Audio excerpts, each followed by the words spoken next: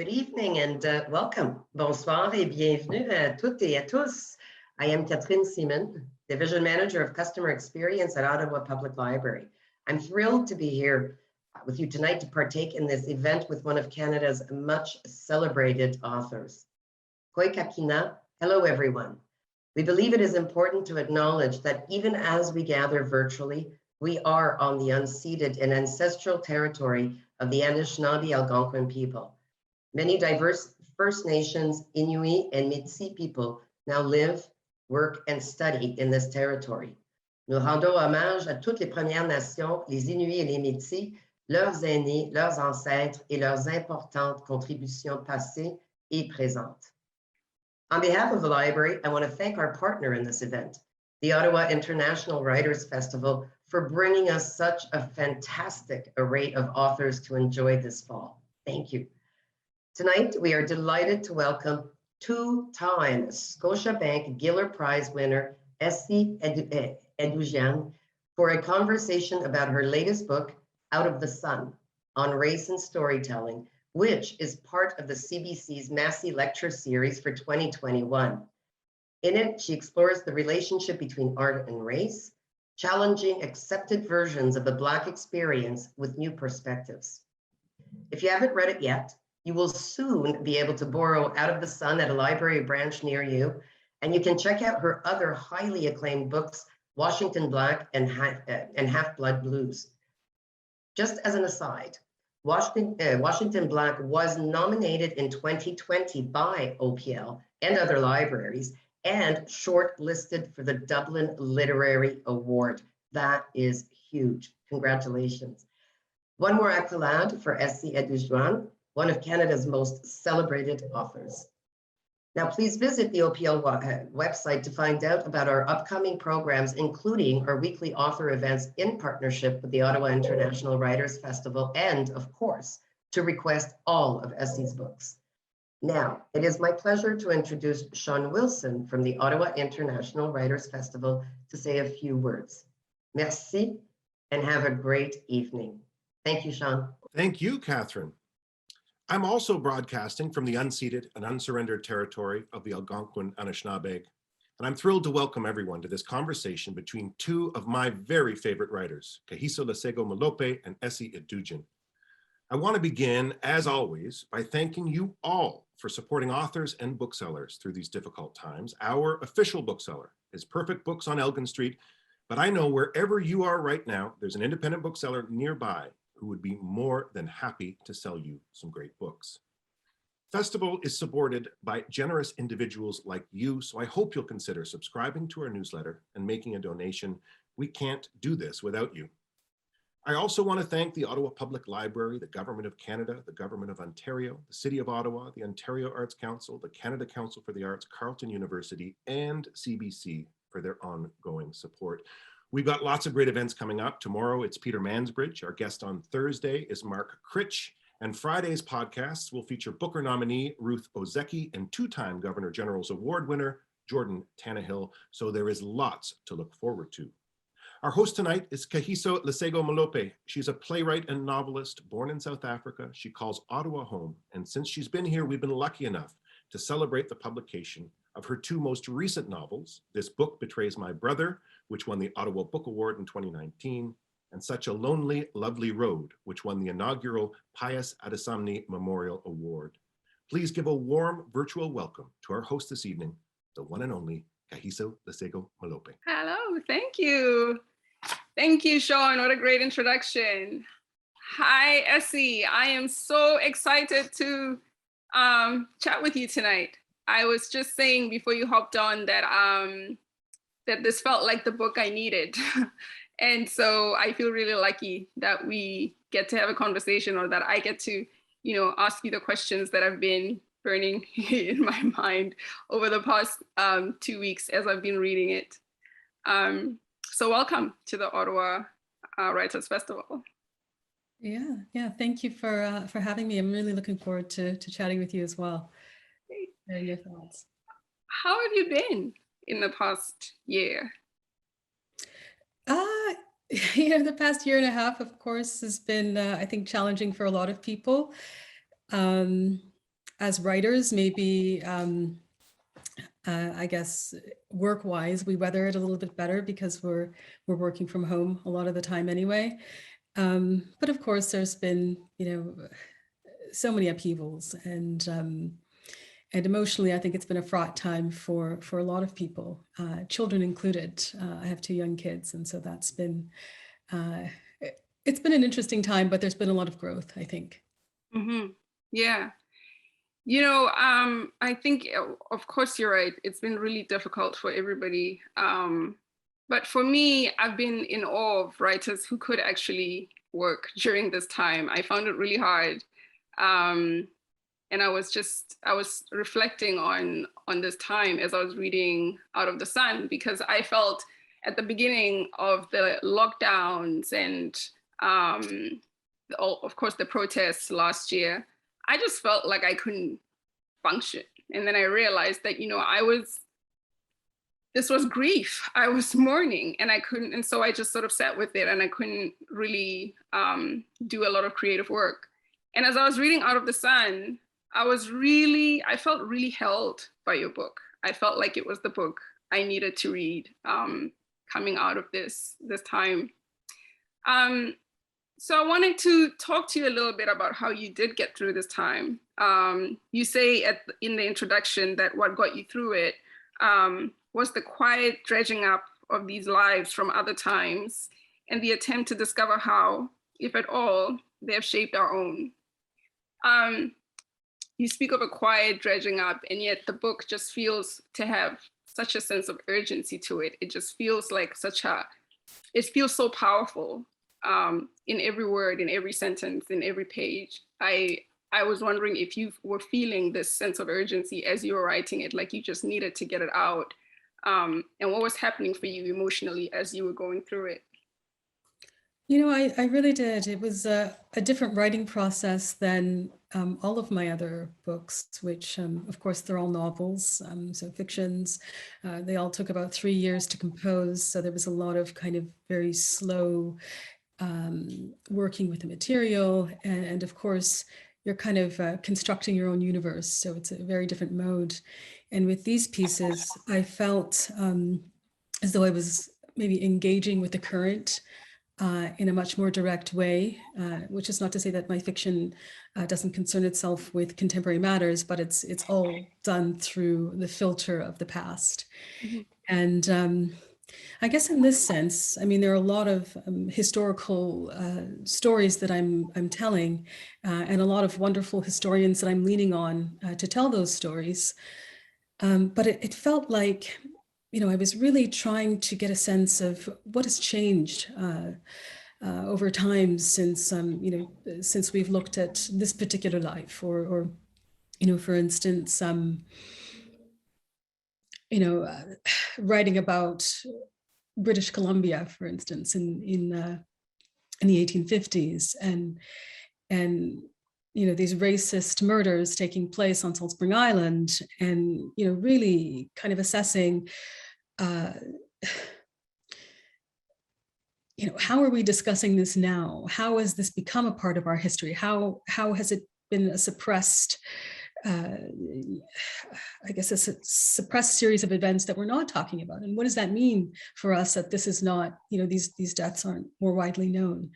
So there was a lot of, I guess, maybe still thinking about current issues through the filter of the past, but it did feel, I started writing these pieces, I guess during the protests. We were having a lot of, I was so heartened and struck by, by these huge street protests that were happening even in Victoria, which I love Victoria, but it can feel complacent sometimes. And when we have protests, they tend to be very small, but you had thousands of people, filling Government Street, filling Douglas,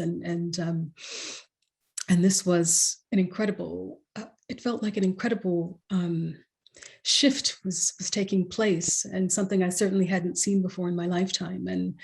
And so I really started to think quite deeply about what it meant, and then using these past references to sort of I guess, ask how far we've come, how far we still have to go, these kinds of things. Mm-hmm. You know, when the protests were happening, I remember reading an article where an Afropean writer had given an interview, and he said, you know, I understand what's happening with Black Lives Matter, and I understand all this rage and all this disappointment and all this hurt, but I just feel that I want to write about beauty. And it occurred to me that I was struggling with that a little bit, because I was thinking I couldn't separate beauty from the protests, because it seemed to me that just the very act of going out and demanding that you speak somebody's name is an act of love. It felt to me like this book was that as well, was an extension of that, was an extension of those protests. It felt like an act of love. And I felt like the book was rooted in that. What do you think? I think that's the highest compliment that I could take for this book. I really love that. Yeah, this idea that you know, so much of at least for me, African Canadian history, my sense of African Canadian history growing up in Calgary, Alberta, and really having no sense of what an African Canadian history might look like, or the diversity of what those histories might look like. And so it was a kind of act of love to go back and try and trace, I guess, some of these histories that emerge out of my own life, and also that emerge out of the places that I have lived, but also to look at a sort of more global sense of Blackness and of you know, to take stories from the diaspora that maybe we're not familiar with, or when we are familiar with them, to juxtapose them with other stories to create new meaning. Really was a process of resurrection, of creating more visibility and more space for these kinds of stories that I certainly didn't grow up having a sense of. And in a way that is a kind of act of love, I suppose, to sort of try and revivify, I guess, some of what's been lost. Mm-hmm. I mean, it really felt like an extension of the call, say their names. You know, during the protests, there was so much of that being said, say their names, say their names. And when I was reading your book, I felt that that you were calling out those names, and you were saying, this person lived and this person mattered. And you speak, I mean, you write with so much compassion when you write about Angela Soliman, when you write about Dido Bell, Marie-Angelique. I think that you gave me a different perspective of those stories that I'd read about these historical figures before. I had some idea of what I thought and all of that, but you add so much complexity, I think, to the story. I think it's just the fact of how much compassion you put in it that that really kind of had me stop and really appreciate them from a different place. Yeah, thank you for saying that. I think just to speak to that, I think it's a little bit of a, you know, the fiction writer, right? To go in and try and really try and access the thoughts or the possible thoughts of these figures, and the possible complications of what it meant to live during these eras, which is not to say that there's not some very fine writing about these figures on the record that we can go away and access, but that was my particular way of entering these stories. Mm-hmm. Yeah. You know, something happened last year this year, in April of this year, that I found so powerful. I kept going back to it. And then, you know, when I read your book, it came back to me when Daunte Wright was killed in April, the young African-American man. When he was killed, his aunt stood in front of all of us really, and said, he was loved, he was ours.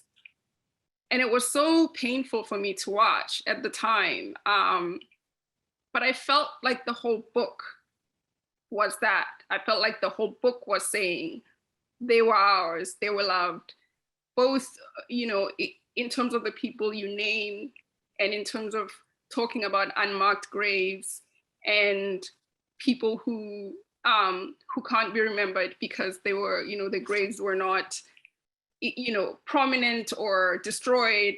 I felt that. And this is part of why I sort of said at the beginning, this is the book I needed, because I felt very much like, and then after reading the book, then I was going back to the video and sort of feeling this sort of hug, like this, this is kind of the job. I think we need to go back and say that people were loved and they were ours and they mattered a lot more than history has, has said they do, or if history has taught us anything at all, which it doesn't most of the time. Yeah. And I'm thinking in particular of the piece at the front of the book about European portraiture and all of those 18th century, 19th century portraits in which so many of the Black figures are, they're slaves, they're servants, they're often shown in these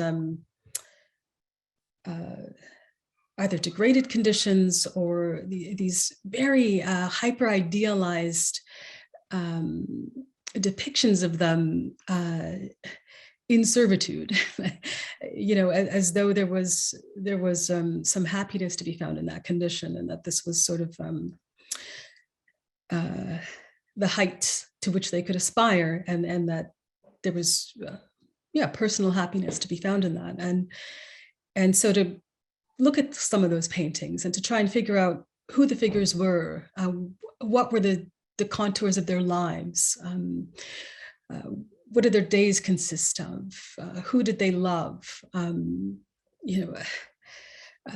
what freedoms were they permitted and what was denied them, to try and sort of track down and locate some of the histories of the people who either were forced to sit for the portraits, or it's not even a portrait of a real person, but an idealized version of I guess of what the painter thought Blackness was. To sort of look at the circumstances of the painting and maybe give a kind of voice to those lives. I don't mean to suggest to anybody who hasn't read the book that this is a book in which, I fictionalized historical characters and then moving through time, but just really trying to show the humanity through the known details. This felt like a reclamation to me. Mm-hmm. Mm-hmm. Absolutely. That's what I felt as well, that you were really in a process of honoring their humanity. I want to speaking of the paintings, I think a lot of our listeners will have heard, before I carry on, I just want to let everyone know that there will be a Q&A period. And so if you have any questions to ask, please go ahead. And I'll let you know about a couple of minutes before I start taking the questions. So speaking of the paintings, I think a lot of people listening and a lot of people who will read the book will have heard of the story of a lot of the stories, but let's talk a little bit about Dido Bell. I think a lot of people will have heard of Dido Bell through the film that was made about her a few years ago. I was struck by your impression of the painting. I had read the original scriptwriter for the film is English West African woman. I think she's of Nigerian descent. And she talks about her first impressions of the painting when she first laid eyes on it, and she was just compelled to write about Dido and create this whole life around her. I'd be really excited if you kind of repeated, or just maybe not repeat, but just kind of briefly talk about what you were feeling when you first saw that painting and what was going through your mind. I mean, I was struck by so many things. I come to this very grand place that just can't help but exert this this force over you. It was just such a peculiar place, and I was not expecting to see the painting. Somehow, I wasn't somehow at that point aware of the story of Dido Bell. So I sort of was so surprised to see this figure she's very much in the background of this painting. It's actually kind of an awkward and strange painting, because you do feel as though it was meant to be a painting of her cousin, and that this is obviously, she's the focal point. And then you have the figure of Dido in the background, who just kind of almost like she's striding through the image on her way to elsewhere. And she's dressed, I guess we don't have an image of the painting, but for those of you who haven't seen it, so she's dressed kind of, I guess very much in the way that the manner of her cousins, in terms of her dress. But on her head, she's wearing a white turban with a feather, and she's carrying in her arms like a basket of fruit for her mistress, and she's also touching her cheek rather awkwardly as she's kind of promenading through the room. And so she cuts a very strange figure. Her dress being so close to that of what her, the dress that her cousin is wearing, you sort of feel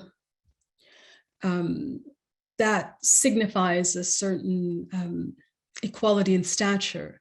But then you have these other elements. So you have the white turban, which in painting of that time was always, I guess, a sign, when you saw the turban on the head of a figure, this person was, you knew it was sort of code that this person had an innate tie to what was called the Orient.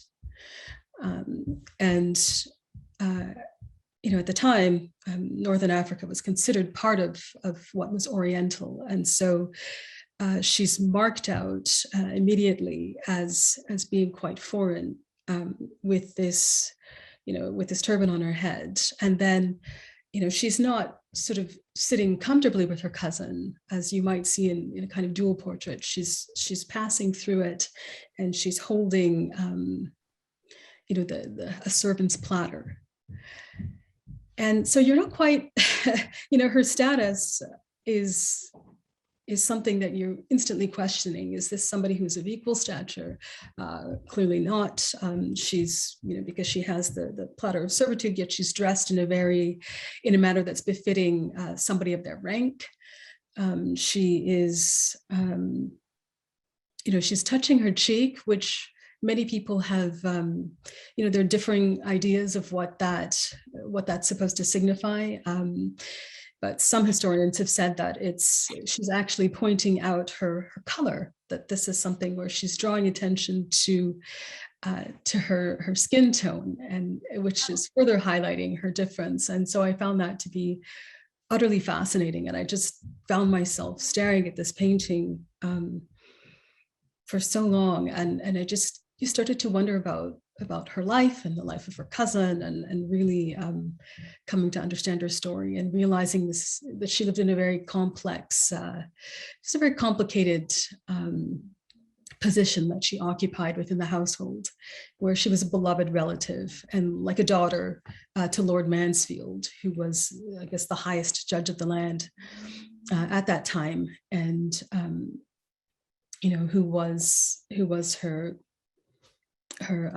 protector, and she was his beloved, but who also kind of occupied a murkier position in that she wasn't invited to dine with the family all of the time when they had company. She might be asked to take a turn about the garden after the meal, but she was never invited to kind of sit and eat as somebody who had equal stature within that household. And you had one guest who remarked, and I talk about this in the book, that he was shocked to see the women taking a turn about the garden with this dark-skinned woman, and she's walking arm in arm with her cousin Elizabeth, and he just thought that was scandalous, a scandalous thing to be happening in the house of Judge Mansfield. And so you really understand that she had come from a very difficult life in which her mother had been enslaved and was taken to live in England, and was raised in a way that must have given her a very fractured sense of her own identity. It would have been so complicated, and I was really drawn to that. And I really wanted to look at that life alongside, say, the life of Angelo Solomon, and alongside, the paintings of Kehinde Wiley, and what are we seeing in all of these versions of Blackness that are, so different. Right. Let's go back a little bit. I wanted to ask you, you do throughout the book, you take us everywhere, and you do talk a little bit about the sense of not belonging, especially when you get to the bit about returning to Ghana. Can you say what it was about your Canadian upbringing that has brought you to this moment, that has led you to this place of this moment of writing this book? I think that's hard for me to quantify. There are just so many different strains, I guess, that brought me to the writing of this book. And for me, it never feels like a book is this deliberate undertaking. I feel like it's something that, in a sense, feels much more arcane. I often don't know what I'm setting out to write until I've, I'm halfway through it, and I recognize, oh, this is me channeling this emotion or this part of my life. But I think, having said that, I think, having been born and raised in Calgary, I was a child of the 80s. At that time, I think, I felt quite isolated. It wasn't, I didn't live in a community that was especially diverse. And, I'd say even today, and if we're going to look at stats, the population of African Canadians in the West has never been greater than 1%. So it's always been a kind of smaller sense of community or communities that we have here. And so I think maybe I was always aware of a sense of having a story that had begun elsewhere, I suppose, but also looking for my Canadian story and the parts of my life that were intimately rooted to the place that I was, in which I was born and raised, and how that had defined me, but also seeking out, Black histories, I guess, within my own culture, and really wanting to understand what it meant to be Black and Canadian, and what it meant to be Black and Western Canadian. So there was a lot of searching. And I remember when I was writing, looking for material for my first novel, when I was in my early 20s, I remember I was living in Charlottesville with my husband because he attended the University of Virginia. This was before we married. But I remember going to this beautiful library on campus, and somehow stumbling across a history of Alberta in Charlottesville, Virginia, of all places. And I just remember opening it and seeing these images of these, Black settlers in northern Alberta at the turn of the 20th century. And, these were the communities of Bamber Valley. And I recognized in that moment that I really, I just felt so deracinated. I had no idea that there had been, a Black community in the northern part of the province that I had spent, my 17 years in. I was just I just couldn't believe that this was the case.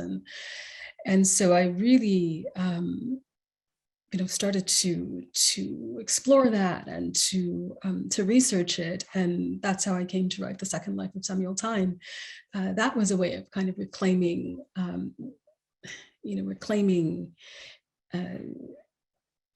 I guess my, even though there wasn't a direct line of continuance, those aren't my direct ancestors. It did feel somehow something that was something that was very grounding for me, to have a sense that there had been a community of African descent that wasn't so recent as my community, and that there was history there. And so maybe all of my books are kind of rooted in that sense of wanting to find the deep histories of the African diaspora. Mm-hmm. Yeah. I'm kind of excited by one aspect of your writing. I grew up in South Africa. You grew up in Canada, which is to say we both grew up in settler colonies, countries with linked histories, right? Around the story of apartheid. So, and I think when writing a book like this, the temptation is to draw this very clear separation between yourself and the colonizer and the people whose names we do not, whose lives we do not know about, and the people whose lives we do know about. But throughout the book, I noticed that you don't speak of yourself. You don't keep yourself at the margins. And of course, we know that, identity is a very complex thing and, ever shifting. But I'm excited by how you always say we from the very beginning to the very end of the book. Was that deliberate? It was so exciting for me. Maybe I'm a little too excited about it, but I just, there's a lot for me in it, but I just want to hear what where you were coming from with that. Yeah, I think I do say we, but I think the we is always shifting. I had an interview the other day in which I said we, and I was using the we of nationhood, but she was hearing the we of diaspora, and then we sort of got our wires crossed a bit, and I realized, yeah, I do sort of kind of dance around. Sometimes it is a question of citizenship and that we, or it's a question of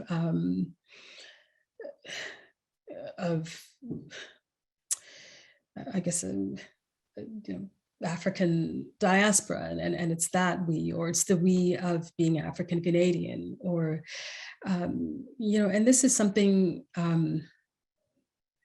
or the we of settlement, of which, my people were also settlers. So there's that we to claim. But, I think one of the things I was struck by in reading all of the stories that I was researching and really probing them and trying to see how they came together was this idea that the way that we've constructed race, just throughout history and in various cultures, and how ever shifting that is and has been. Thinking of the chapter in America, how racial segregation was sort of brought into law or codified through law with Plessy versus Ferguson, and where you had a man who Homer Plessy, who was a Black man, but a very light-skinned Black man, and how he deliberately sat in the section of the streetcar reserved for white people, and he did this to kind of he had done it, I think, just to sort of make a point that this is a construct, and there are many among you who wouldn't even recognize that I was a Black man. And he was eventually discovered, and of course it triggered a whole court case, and then but just looking at a figure like Rachel Dolezal, and this idea of transracialism.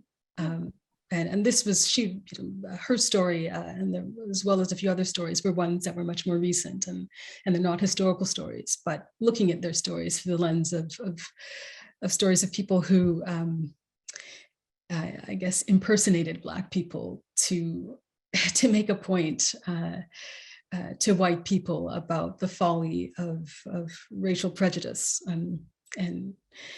But Rachel Dolezal is somebody who feels that she's living a very authentic life as a Black woman, and yet there are so many within the Black community for whom they feel affronted by her desire to live as a Black woman. I found that fascinating. This idea that you can construct your own identity, and we feel so much. We go out in the world and we feel that we are in utter control of our identities, and this is something that we're constructing for ourselves. And but there are ways in which that this is not true. This is impossible. You can't control. Part of the construct of your identity is determined by the will of others, and that this is something that is, it's fascinating. And is it right? Is it just? What does it mean when you don't get to claim the racial identity that you feel most belongs to you? You don't get to inhabit that. So this was something that I found really interesting to write about and to think about. Right. Yeah. It fascinates me too. My mother is a very light-skinned woman, and she the Khoisan, where we tend to be quite light-skinned, and so under apartheid there was always this: are you colored or are you Black? And because the two were separated. But she talks about how she would just wear wigs sometimes and would be allowed to ride second class on the train, because the coloreds could ride second class, because everyone thought she was colored. And so how she just could sort of shift that back and forth all the time, and how she in that way felt powerful, felt that was in her control, that she could do that for herself. Oh, that's fascinating. Yeah. It's a really powerful time right now in Canadian history to be talking about ghosts, don't you think? Yeah, it definitely is. Yeah. What are some of your thoughts on what is happening now with the unearthing of, or not discovery, but the recovery of bodies of Indigenous children? What are some of the things that you're feeling or thinking right now? I mean, I remember reading I think it was the first article some months ago about the school in Kamloops, which, I mean, I live in British Columbia. I've been here for 25 years. And I was just shocked and devastated and heartbroken. And really at that moment, horrified to, and really asking, I, speaking of having spoken with the we of nationhood, really asking what that nationhood consisted of, that this was something that that at least maybe within communities outside of indigeneity, that this is something that of which we could all continue and go about our days unaware of. I was utterly horrified. I continue to be completely horrified, and sort of, it's, I think that this is obviously a time where all of these children need to be recovered. There needs to be space for that. There needs to be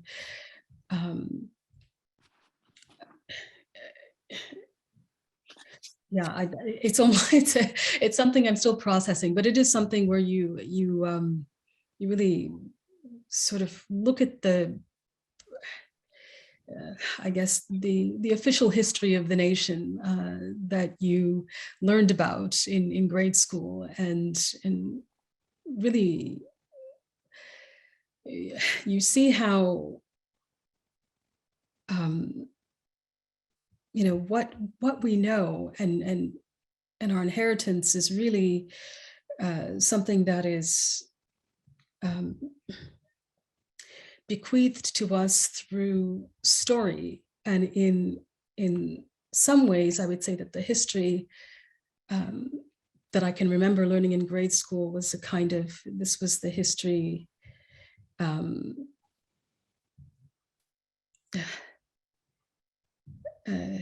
I talk about the supremacy of stories in the book. Well, this was the story that reigned supreme. And I don't know if I kind of carried that naivete on into my adult life, but I was just utterly shocked. And I think that that's something that we all need to, I think maybe we're in the midst of it, but just have a collective reckoning about as a nation. This is something that we all need to confront. Mm-hmm. I was speaking with an indigenous healer, an indigenous South African healer, a couple of years ago, and she said to me, the writers, artists are healers as well. And at the time I thought, well, I don't know that I see myself that way. It just seems like a really big role. It just felt really overwhelming when she said it to me.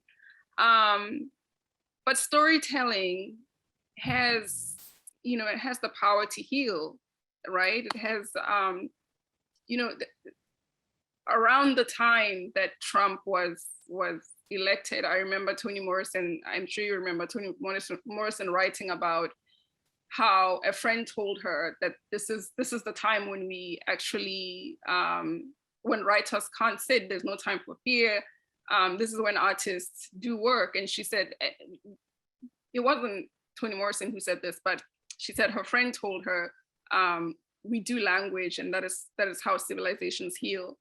I wonder if you've considered that role at all as a writer throughout your career, when you work, if you have thought of yourself as having a role in the healing of the story of Canada, the story of Blackness around the world, if healing is something that comes to you at all as part of your work, or part of how you might define your work. Yeah, I would say no, that's not, I think maybe if I were to write in the shadow of that role, I would never write. There would just be too much pressure. I would feel it would just be too much. And so I feel like I write from a place of smallness, even as it gets sort of larger and takes on bigger themes. I write on the level of character and situation, and just a curiosity about somebody's particular life, and then wanting to follow that through. And if that gives some balm or some solace or some enlightenment to somebody else, that's great. That's wonderful. But it's certainly not the place that I start from. Yeah. Mhm. Yeah. But then I have to say that I did find your book, I did find Out of the Sun to be very healing for me at this point. And as I said at the beginning, I felt I was in mourning, but I felt the act of speaking of Blackness and its history in the world, and going back further than last year or further than my lifetime. I found it to be very healing, very powerful. And so I thank you for that, because it was, as I said at the beginning, it was the book I needed. Yeah. No, that's thank you for that. That's means a lot to me. Yeah.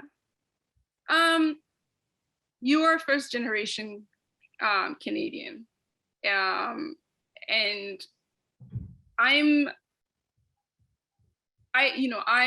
have lived in Canada 2 decades, and I still find, it's very difficult to fully call it home, but this has been the only home really, right, that you have known.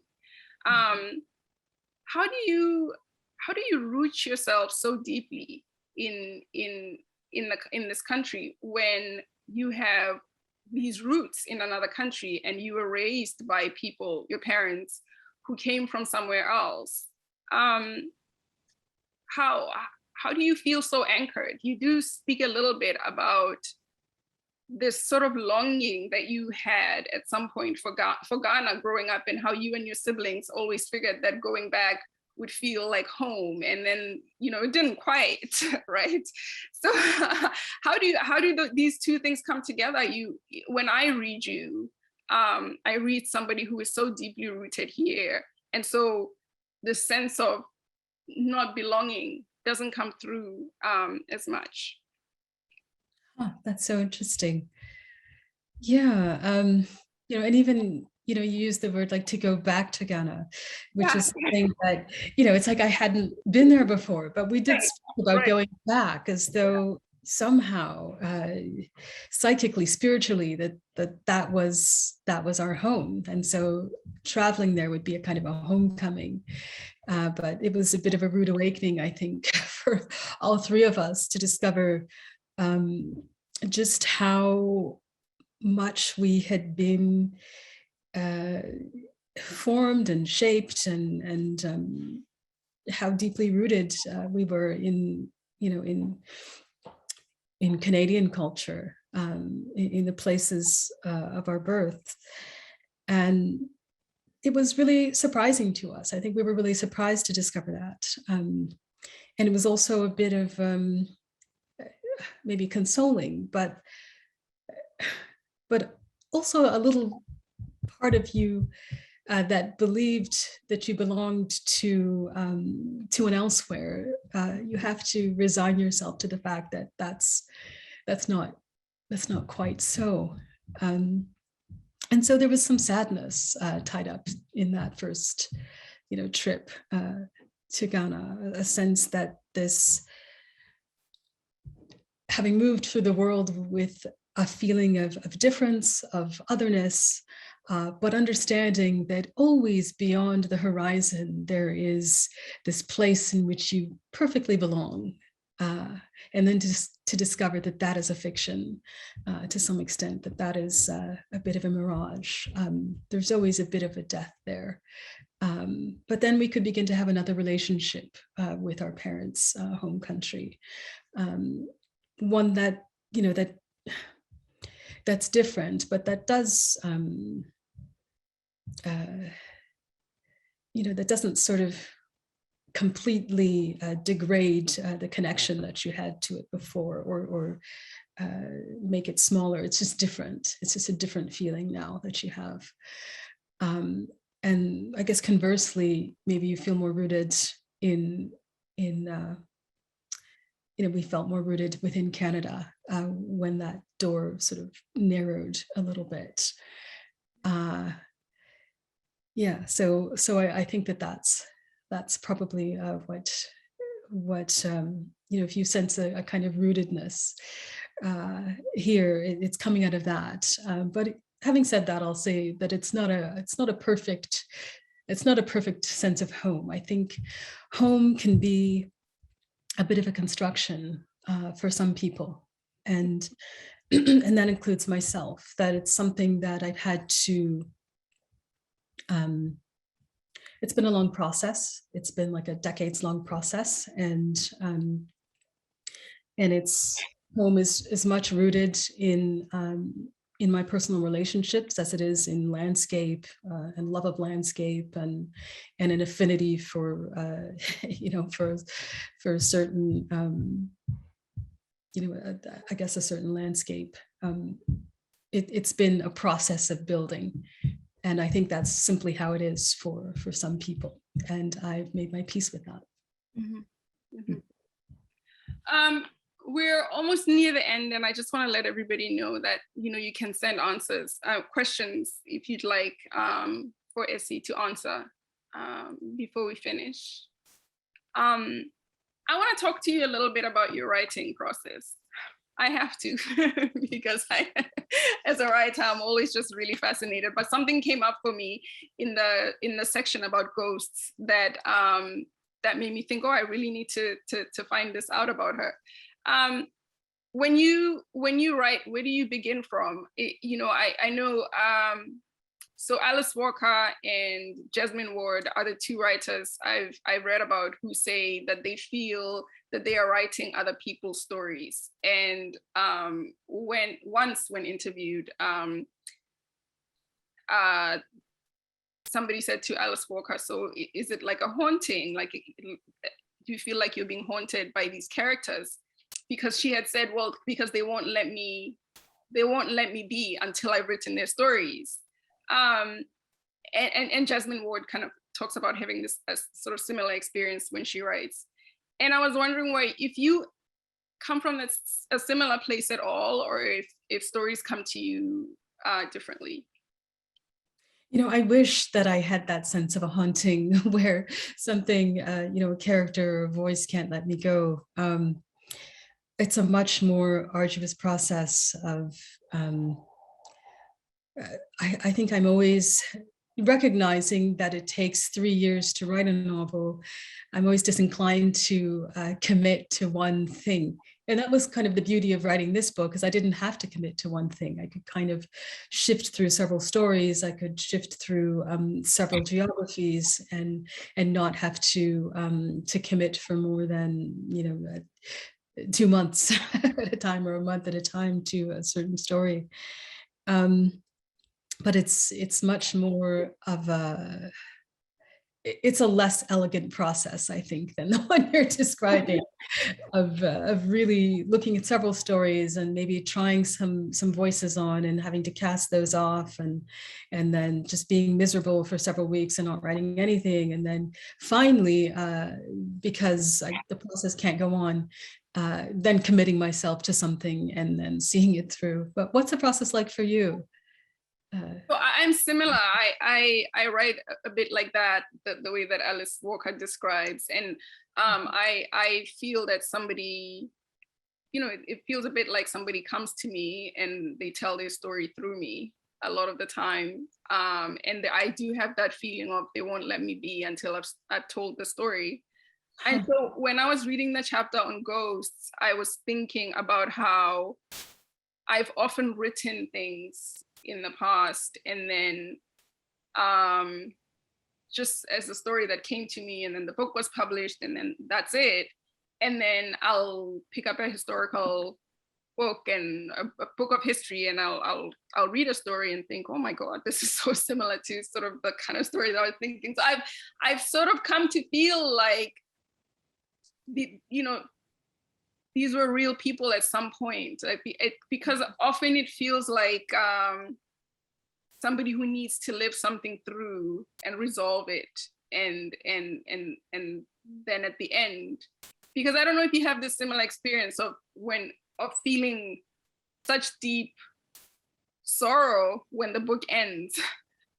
Yes, You I have do that? have that. Yeah, I think that getting started is not so much this urgency to tell one story, but once I've settled into the book and once I've really committed to it and I'm writing very hard on it, then it's like I feel so connected to these characters. I feel like I go to bed and I'm dreaming of the characters, and sometimes I have to get up in the night and actually write down dialogue just because everything is so moving. And then I get to the end of every book, and I just feel so emotional. I feel overwhelmed sometimes. Yeah, I feel. I think, I don't know if this is the thing to admit, but I just remember finishing Washington Black and typing the last line and then just bursting into tears. It was just this feeling of leaving this person behind and knowing that I was done with him and that the end had come and then just this great release. So yeah, I do get very invested, but it's a long process to get me to that place. Yeah. I feel like they've left, and I feel so sad because you as you say, you get so invested, and it feels like you're living with someone for a while, and then suddenly they're gone. And so yeah, it can be very hard at the end. We have a question. Someone said, "How do you avoid the research rabbit holes?" You don't avoid the research, or at least I don't. I let myself go down so many different rabbit holes, and it is time consuming. And that's maybe part of why I spend like a full year researching something before I start writing. But eventually you do have to sit down and actually produce pages. And that's when, you kind of will yourself to set everything aside and get down to business. But I think it's important, at least for a writer like myself and somebody writing historical fiction, to let yourself go down those rabbit holes, because sometimes they lead you to places that you would just never have imagined. And the material something shifts in your perception of the material. And this wouldn't have happened if you hadn't just kind of let yourself run wild. So I highly recommend doing that. Right. Yeah. Is there anything else that you would like to add before we finish? It's been such a pleasure talking to you. It really has. Okay, so thank you so much. It's been a great interview. Yeah, I really enjoyed it. Thank you. Yeah, I'm so happy that you came, and we're hoping to see you in the spring. I don't know but we'd love to see many more writers in person. If you're watching, thank you for spending this evening with us. Please check out the Ottawa Writers Festival's website for more events coming up. I wish I could actually have coffee with you and discuss chapter by chapter. We don't have that kind of time. And you're all the way on the West Coast. Someday, I hope we get to meet in person. Essie Adujan, thank you so much for joining us, and I hope you have a good night. Yeah, thank you. So thank you. Thank you all for watching. Thank you. Thank Good you. night, everyone.